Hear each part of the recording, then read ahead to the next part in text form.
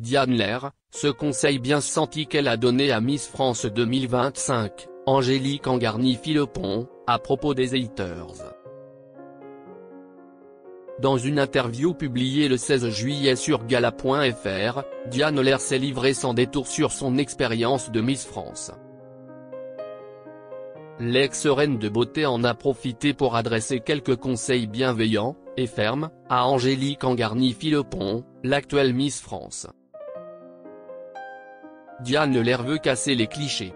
À l'occasion de la diffusion de Murder Party au musée ce mercredi 16 juillet sur M6, l'ex-Miss France 2022 a accordé une interview à Gala.fr dans laquelle elle explique « L'année de notre règne, c'est vrai qu'on a parfois du mal à montrer toutes les facettes de notre personnalité. C'est donc chouette de se dévoiler dans d'autres contextes. C'était aussi pour cela qu'elle a accepté d'être candidate dans Danse avec les stars. J'aimerais juste que les gens cessent de se faire une image qui ne me correspond pas. Par des dires ou des fausses rumeurs, on accorde parfois des réputations qui ne sont pas les miennes.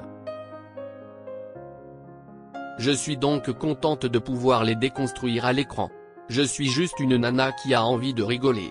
Mais parfois, certains sujets sont sérieux. Comme lorsqu'Angélique Angarny-Philopon, Miss France 2025, a été la cible de haters après son élection. Couleur de peau, âge, coupe de cheveux. Des prétextes futiles qui ont suffi à déchaîner les passions. Diane Lair a ainsi donné un conseil à son aîné à ce propos.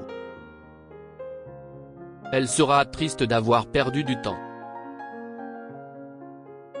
C'est compliqué, de la conseiller, car Angélique est plus âgée que moi mais même si elle a des préoccupations, diverses et variées, je lui ai dit de mettre tout ça de côté, a-t-elle ainsi révélé. Le conseil le plus important, ne pas prêter attention à ses haters, si elle se focalise dessus, elle sera triste d'avoir perdu du temps en ne profitant pas des gens et de son année. À part ça, je l'ai revue dernièrement, elle est faite pour être Miss France. Je n'ai rien à lui dire. Ainsi, en tant qu'ancienne Miss France, elle le sait bien, il faut profiter à fond de son année de règne, car ça passe tellement vite. Mais est-ce si facile que ça, de ne pas écouter les critiques? Il faut les entendre et parfois les accepter. On n'a pas tout le temps raison et on n'est pas tout le temps parfait. Ce n'est pas toujours justifié mais c'est ok. Et franchement, avec tout le bonheur que j'ai à côté, ce n'est pas grave, a-t-elle conclu avec philosophie.